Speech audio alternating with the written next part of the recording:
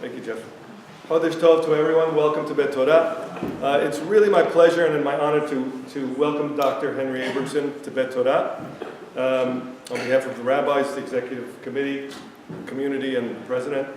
Dr. Abramson is a native of Ontario, Canada, which means he's automatically a nice guy. I know a lot of Canadians. They all seem to be kind and gentle. He's received his PhD in history from the University of Toronto back in 1995. He's held postdoctoral and visiting professorial positions in Harvard, Cornell, Oxford, Hebrew University. He's the author of 6 books, a wide range of topics, from Ukrainians and Jews in revolutionary times, all the way to reading the Talmud. He's an author of many, many articles. I saw the list, quite impressive. His research has been recognized by prestigious fellowships from the National Endowment for the Humanities to the Holocaust Memorial Museum. Quite an accomplished gentleman. He addresses audience not only in the U.S., but in Canada and Israel as well.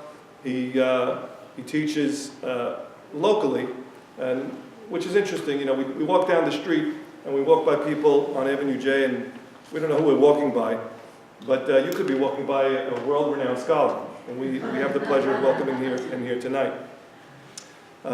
You'll enjoy tonight's lecture, I'm sure. There's a lot of material available on YouTube. The professor is running an ongoing weekly seminar for interested people, and I'm sure it'll be easy to access.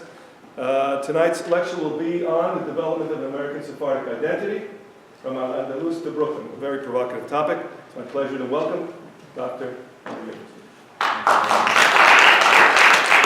Thank you for the kind welcome. I really appreciate being here. It seems like quite a vibrant and exciting shul to be in. I'm grateful for the rabbi who gave me a wonderful tour of the building, and I've just heard a moment ago that this happens to be a very intelligent and educated audience, so I just want to ask one thing. Please, no hard questions, just easy questions. The hard questions, you can email me, and I'll quickly Google the answers, and then I'll try and turn them around.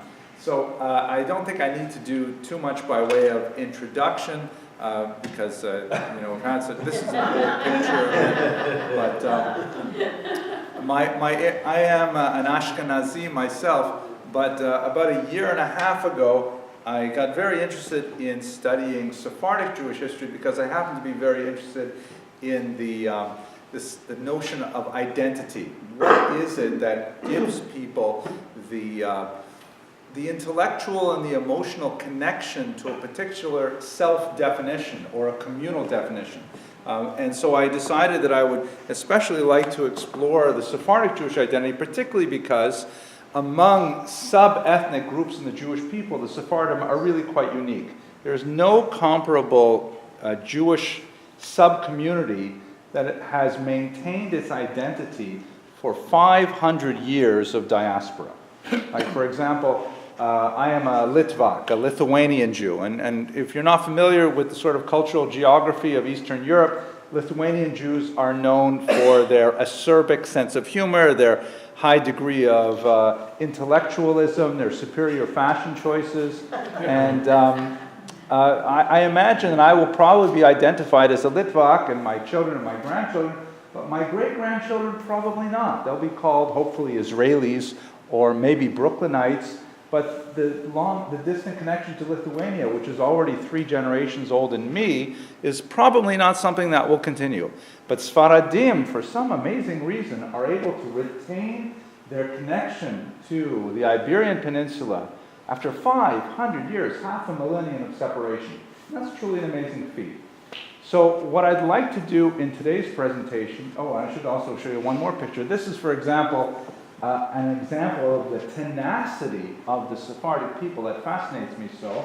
About 6 months ago, I was in Porto, Portugal, and the group I was with, we went on a little expedition to try to find the traces of crypto-Jewish activity in Portugal, and we had one particular destination in mind that was associated with a synagogue operating after the expulsion from Spain, after the Spanish and the Portuguese Inquisition was in full swing, and we found it. It was actually within a geriatric home.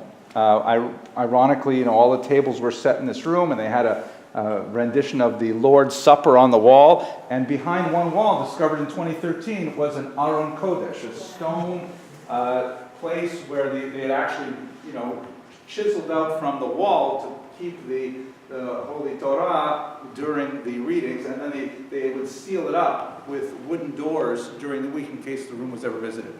And putting my hand inside the Aron Kodesh and thinking about how people were willing to sacrifice their lives for the Torah in this type of dire circumstance made me really fascinated with Sephardim, and so I've dedicated quite a bit of time to trying to understand what is it that makes a Sephardi, and how can I get some of it for myself and my family. So what I'd like to do over the next 15 minutes or so is to take you on a very rapid trip through Sephardic history from the earliest historical data that we have of the peninsula, and I'd like to point out some of the key historical features that, in my humble opinion, have contributed to making the Sephardic psyche.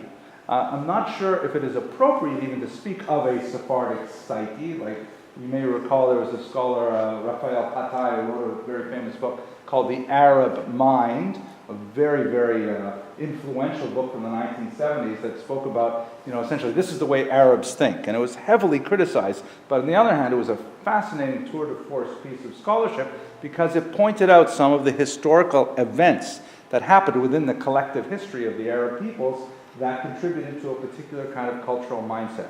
I would like to say that there's something of value in that thesis, and I'd like to apply that methodology to the history of Sephardic Jewry in particular. So we're going to look through a few periods. We'll look at the Visigothic period, the most ancient period. We'll look at the Golden Age, of course, the era that most people associate with Sfarad. Then we'll go through the Inquisition expulsion and the diaspora. And then finally, I'd like to bring us to the resurgence of Sephardic identity in the 1970s onward, particularly under the influence of the great Chacham Ovadia Yosef. And hopefully at that time we'll all be exhausted and ready to brave the cold on our way home. Okay? Any questions before we begin? Nobody likes to ask the first question. Does anyone have the second question? Start with that. Okay, let's go straight into it then. So first of all, Visigothic Spain. When do the Jews first arrive in Spain? So we have some legendary evidence that suggests they came all the way back from First Temple times. In the 18th century, there was a traveler in Spain who found a gravestone that purported to be from Adoniram, who was the tax collector of Shlomo HaMelech, King Solomon, who went all the way out there. That would prove to be a very, very ancient legend. Unfortunately, the inscription itself did not survive. There's no way to really understand whether or not that is true. So it's unlikely that we will find anything that suggests earlier settlement than the first century. But in that first century, we have a very, very concrete evidence of Jewish settlement in a town called Adra, where an inscription was found, primarily written in Latin, that referred to a 3-month-old girl, daughter of Solomon, a very Jewish name, and she died and was specifically mentioned as a Jewess. She was a Jewish girl who died in Adra. So the notion that there was a family with sufficient Jewish consciousness in the first century of the Common Era to actually mark her as a Jew in the grave is significant, and that particular inscription survives. So we know that Jews have been in Spain for at least 2,000 years.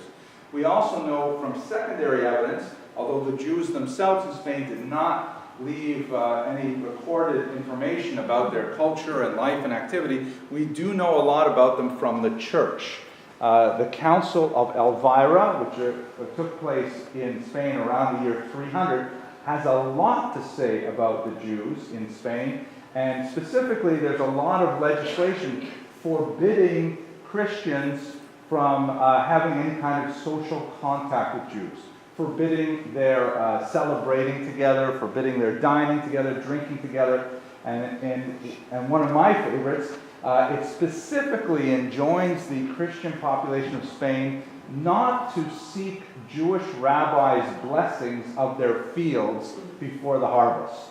Right? Now, what we learn from studying legislation is if there is a law passed forbidding a particular behavior, it probably means that that behavior was happening, especially if that law is repeated multiple times. Like, for example, let's say in our country, the multiple laws banning, let's say, the smoking of marijuana, if they keep banning it and banning and banning it, it does not mean that the bans are working. It means that the bans are failing and they're not finding a legislative solution to a behavior they consider problematic. So we know from the Council of Elvira that there were Jews who were quite active in Spain by the 3rd century. Now, the Jews actually did fairly well in early Visigothic Spain, as far as we can tell, but there was a major change in the 6th century that I believe was a turning point in the first initial iteration of this Sephardic Jewish identity. And this refers to the conversion of a king Recared, shown here in an 1887 artistic representation.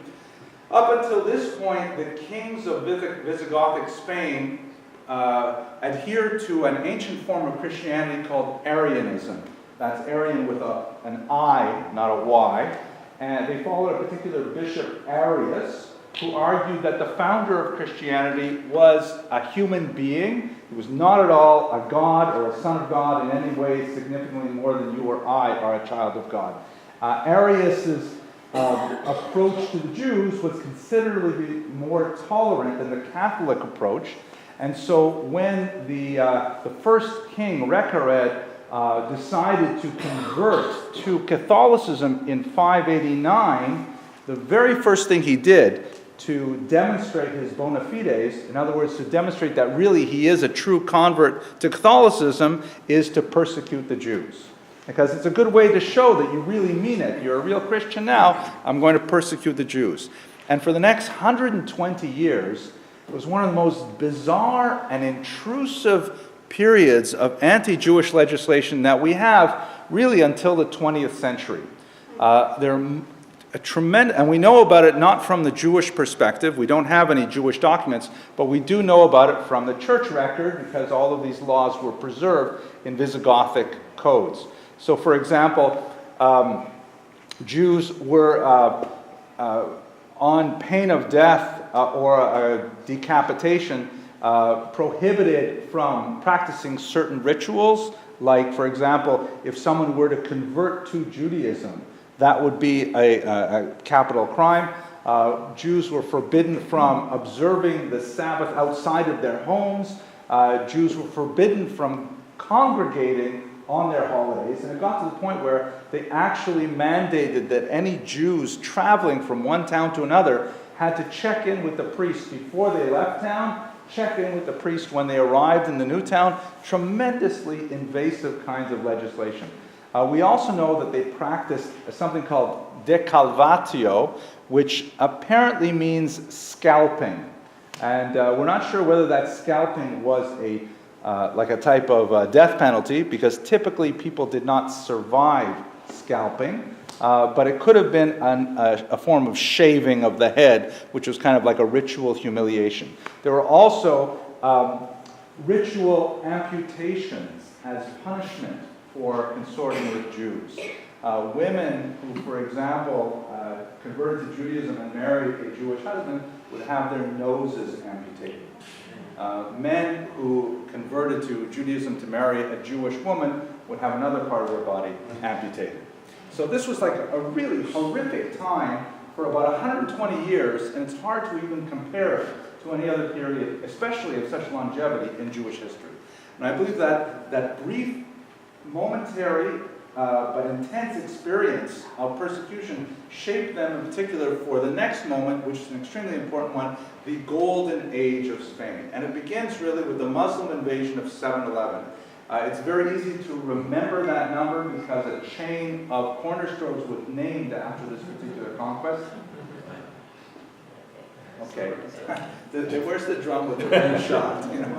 But here you can see what happens at 711 is Islam is the huge phenomenon of the period of late antiquity and the early Middle Ages. It emerges from Saudi Arabia here in the 600s, and with an incredible amount of ferocity and speed, it spreads throughout the Middle East, all the way out into Afghanistan and what will be today Pakistan. It takes the entire coast of North Africa. It goes well up into Europe. This particular map doesn't show its furthest extent, but of course it extends eventually past Constantinople and right up until Venice. And then for our purposes, the most significant factor was they cross the Straits of Gibraltar and they take over the Iberian Peninsula in the year 711. And so remember, the Islam is basically started about the year 620, and 90 years later, it controls most of the known world. It's really an amazing phenomenon. Scholars have spilled a lot of ink trying to understand how it spread so rapidly. There's no question that violence was part of the reason for its spread. But one of the things that's often misunderstood is that the Muslims at this time period were actually quite tolerant of non-Muslim faiths, particularly if they fell within the category of the so-called protected peoples, or dhimmi, meaning peoples who had some kind of connection with a religion that the Muslims respected. There were discriminatory measures placed against those people, but nevertheless they were allowed to practice their religion within certain constraints. For the Jews who were emerging from Visigothic Spain, the Muslims were a godsend. The Muslims were like, oh, finally, someone sane that we can deal with, because all these, scalpings and these amputations and these police visits, it's crazy. So Jews were very happy to see the Muslims take over the Iberian Peninsula. There was some question about the degree to which Jews assisted them. Many Christian scholars of the 19th century argue that the reason the Muslims were able to advance so rapidly is because of active Jewish assistance. The historical record does not seem to bear that out in the case of Spain, but it does indicate that the Jews were very happy to assist the Muslims once they arrived, particularly with issues like logistics, supplies. If the Muslims worked with a very rapid, nimble army, and so like once they took over a city, they couldn't leave behind a garrison of men to control it. They'd leave behind just a token force and move on. So the Jews would typically be that third party that would control the population while the Muslims were gone. So Jews were in general very happy to see the Muslims take over. And for a period of about 500 years, there was a remarkable florescence, is that the right word? Efflorescence of Jewish activity under Muslim rule.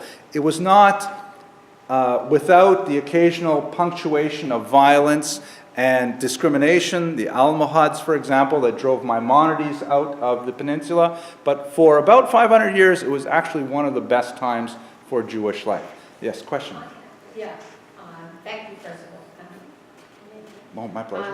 And I'm just wondering, do the Jews have any options that they had to subjugate themselves to such persecution, or was it like that everywhere? Well, they definitely had options. One of them was conversion. They could simply give up and become Catholics. That certainly happened. We have to remember the rigors of long-distance travel in the ancient world were incredibly difficult. The exposure to pirates was a reality right up until the 19th century. Robbers, brigands. It was a very difficult thing for Jews to simply pick up and move. We did. We have a long history of moving. It's no longer true, but there used to be a joke. Why is it that Jews aren't great piano players? Now, of course, there are great piano players, but why is it Jews aren't great piano players? And the answer is because it's very hard to run carrying a piano, right? Clarinet, that we can carry, that kind of thing. So those are the basic options. Let me go a little further now. So during this period where the Jews were the third party in a triangular culture, and this is what makes Spain really quite different from anywhere else in Europe. In Northern Europe, there's always, it's a bilateral relationship. You have one massive population, Christians. Yes, especially later on you have different versions of Christians, but basically they're all Christians. And in the coast of North Africa and into the Middle East, you have one massive population of Muslims, okay, little pockets of Zoroastrians, but primarily Muslims, and the Jews. You have like two populations, and the Jews were tiny compared to the large population. But in Spain, you had a triangular culture that was made up of Christians, Muslims and Jews, and that the fact that there was no like one single dominant superpower in the population meant that Jews had a lot more flexibility to position themselves in positions of authority. And in many cases, the Jews were specifically trusted because they did not have the same allegiance to the indigenous Christian population, and the Muslims could use them as their wise and loyal servant, which was kind of a trope that you see throughout Sephardic history of the wise and loyal Jewish servant who gives good counsel that's fair and just and sage to the Muslim ruler. But during this time, allowing the Jews to have this freedom suddenly produced these figures of colossal import that walk the earth. It's hard to imagine what they're like. For example, one of my favorites is Shmuel HaNagid, Samuel ibn Nagrela. Just imagine for a second, this is a man, a Jew, a learned Jew, a poet, who was the leader of a Muslim army for 16 years. Right? He was the chief of staff for 16 years of a Muslim army until his death. And he wrote an important commentary on the Talmud. Okay? Try to imagine this man living in Lakewood today, right? Head of the Muslim army, a poet, and pretty racy poetry too, and a leader of a commentator. So what really is this Sephardic genius that begins to emerge at this time is you have dozens of people who are incredibly skilled in the Torah and also skilled in secular studies. Maimonides, of course, is an excellent example. But let's look, for example, at Shmuel HaNagid. This is some of his poetry. He wrote 3 books. One was the book of his youth, based on Tehillim. The second was based on his middle age, called Kohelet, and one based on his old age called Ben Mishlei, which this is taken from. And by the way, amazing story, he used to write these little poems in Hebrew, beautiful Hebrew styles, and attach them to the feet of carrier pigeons. And they would be sent home from the front lines to his son in Granada, who would then record them and produce a book out of them. Right? Amazing. This is a general who's writing poetry, sending it home. Let's look at some of these. They're so amazing. And I apologize for my faux Sephardic pronunciation, but perhaps you'll let me get away with it. So here's just a couple of these. These are very short kind of aphorisms. And listen to the sound, the alliteration. Asher yaga v'kana lo sfarim v'libo ma'asher ba reik v'reikam. A person who buys a lot of books but cannot be bothered to read them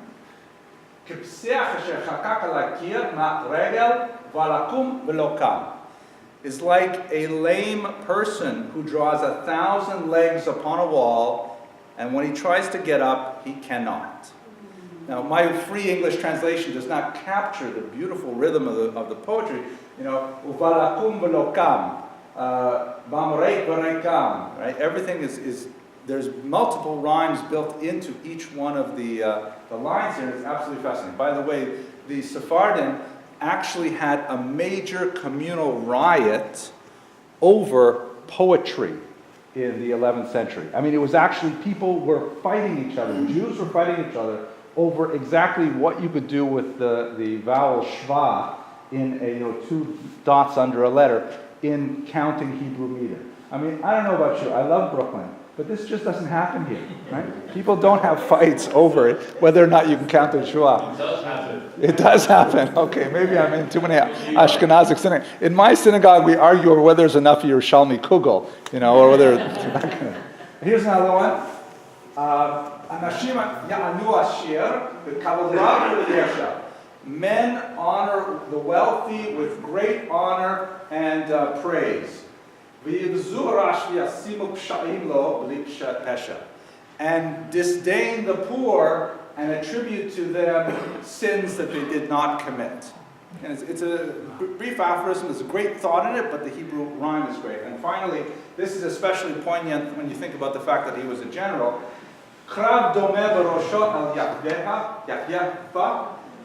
War initially appears like a beautiful young woman. That is desired by every young man, right? Like when a war is starting, young men get their blood up and say, oh, I want to get out there, I want to make my name, glory, things like that. The sofa is kena'am usab, but in the end she is like a decrepit old woman, like as opposed to the beautiful young woman. Asher kol shochara yivket v'yirveh, that everyone is repulsed by. It's like going into war. At the beginning, you feel like you're just beginning this beautiful romantic relationship, and in the end, it feels like, oh my gosh, I just have to find a divorce lawyer, right? That kind of thing. Especially, important in this sense. So this is, I think, a very important way of thinking about the Sephardic genius and the special kind of like character-building notion that it is perfectly possible for Jews to excel in the secular and in the Jewish world. And there's no contradiction, no stira between those things. I would like to point out momentarily, we don't have time to really go into great depth, but many scholars have argued that with the Crusades of 1095, 1096 in particular, when Ashkenazic Jews were surrounded by these brutal crusaders and given the option of conversion, many of them chose to give up their lives and in fact to even take the lives of their families rather than submit to the baptismal font. And many scholars argue that this kind of moment in Ashkenazi history, which is recorded in our liturgy, and every Shabbos morning we remember the martyrs of the towns of Mainz, Speyer, and Beres, that this caused Ashkenazic Jewry to turn inward and to regard the outside world as fundamentally toxic and dangerous and alien and inaccessible. Sephardim did not have that same kind of sharp moment of convert or die that the Ashkenazim did for reasons that we'll discuss in a minute, and that allowed for a different mentality to develop that did not necessarily fear the outside world in the same way as Ashkenazim. Possibly, when we're finished, if you like, we can follow up on that thesis. The greatest example, though, of this Sephardic genius, of course, is Maimonides, who is a little exceptional because his family did flee Muslim persecution from Spain, because there was an extreme version of Islam that swept the peninsula for a brief period of time, but they ended up finding refuge in Fustat, Old Cairo, where he, of course, achieved tremendous excellence, not only in Judaic studies, where we know him in this building. We know him, of course, as the author of the Mishnah Torah, the Mora Nevuchim, but he was also, the author of a massive amount of medical treatises that discuss things like asthma, depression, anxiety, hemorrhoids, you name it. There's a tremendous range of medical writings that are actually being republished now because of their tremendous value, even for the scholarly world 1,000 years later. So he's another great example of this kind of Sephardic ideal who is exceptional both in the Jewish world and in the secular world. Maybe I can pause for a couple of questions. Perfectly clear as the sun at noonday. Okay, very good. Would you like me to do my Sephardic Hebrew again? No? Okay, let's do a quick one. Who was persecuting Maimonides' family? The Almohads. This was a group of Muslims that came from North Africa into Spain, and they looked at what the Umayyads had been doing, and they were saying, what is this? You guys are having drinking parties? Did you miss the memo that Muslims are not allowed to drink alcohol? And they got really super frummed out, so to speak, and they said, that's it, we're cleaning up this peninsula, no more alcohol, no more laxity, and you're actually having Jews in charge of your army? Forget about it. And so many Jews, like the Maimonides family, felt extremely uncomfortable, and they left, fled. Okay, so let us go now to the darkest period, the Inquisition and expulsion, which is significantly different from the Ashkenazi experience of the Crusades. First and foremost, in terms of its scope, this is something that, Speyer, Worms, and Mainz, maybe we're talking about at most 15,000 people, and it was a culture-building moment, or culture-destroying moment if you want, but in Spain we're talking about hundreds of thousands of people, because Spain had, by the time you get to the 14th century, had a massive population of Jews, and it had overtaken the traditional center in Babylon as the intellectual center of the Jewish world. Spain was where all of the great scholars were living. That's where all of the great textual scholarship in particular was developing. We can talk about why that is, but let us... Yes, Rabbi. Next to the Rabbi. If you sit next to the rabbi, you know. Going back to Maimonides a minute, what we were saying about how it was a more of an inclusive society of secularism and Torah mixed together. Didn't Maimonides have a lot of people against him and cook burnings and whatnot, rabbis who felt that they were also in Spain? Some in Spain, more in South France, Provence in particular, yeah. But Maimonides was a very bold and creative and original thinker. And he was also, there was reason for that controversy. We live now in an age where Maimonides is considered the dominant voice. But when you look at some of the greatest thinkers, the most challenging thinkers of their time, they end up becoming classics. Another example, for example, would be Rabbi Moshe Chaim Luzzatto, the author of Mesilat Yesharim. Most people don't know how badly persecuted he was in his life. He was arrested twice. He was forced to swear off any kind of Kabbalistic study, and he was accused of following Shabtai Tzvi and all kinds of crazy things. And now, of course, Mesilat Yesharim is studied in the most orthodox of institutions. So Maimonides also had some very bold and unusual approaches to Torah. For example, his encyclopedic approach to Torah and his claim that the Mishnah Torah was really all you needed. And also in the Moreh Nevuchim, the use of Aristotle and so on. These were very controversial ideas at his time. So it was not without purpose that there was controversy. Thank God it ended up on Maimonides' side. Okay. Last question, then I'll move on. Did he at any time gain conversion? That's an interesting question. There is a Muslim scholar, Ibn Rushd, if I remember her name correctly, who referred to Maimonides' conversion to Islam. That's basically the only reference we have to it. To go into the weeds of the particulars of it, I think would take us a little far out of our topic, but I will just remind you you may recall that the Mormon Church had a way of expanding its membership by baptizing hundreds of thousands of Holocaust victims, posthumously. And most scholars believe that that's what Ibn Rushd was doing with Maimonides. It was just after the fact saying, oh, and by the way, he also converted. It's highly unlikely. Let's go on, though, because I have a lot of material in the Inquisition which talk about. Okay, the first thing we should understand about the Inquisition is that the Christians in Spain, the Muslims conquer Spain in 711, and they dominate it right up until about the 13th century. And then from the 13th century through the 15th, there was a period of reconquista, of reconquest of Spain, where the Christians slowly drive the Muslims further and further south until 1482, when they finally drive out the last Jews from Granada.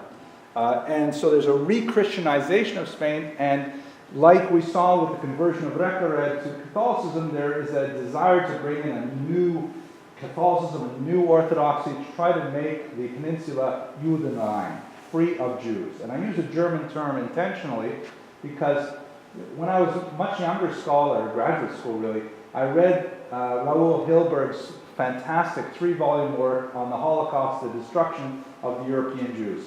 And when I read the introduction, I thought,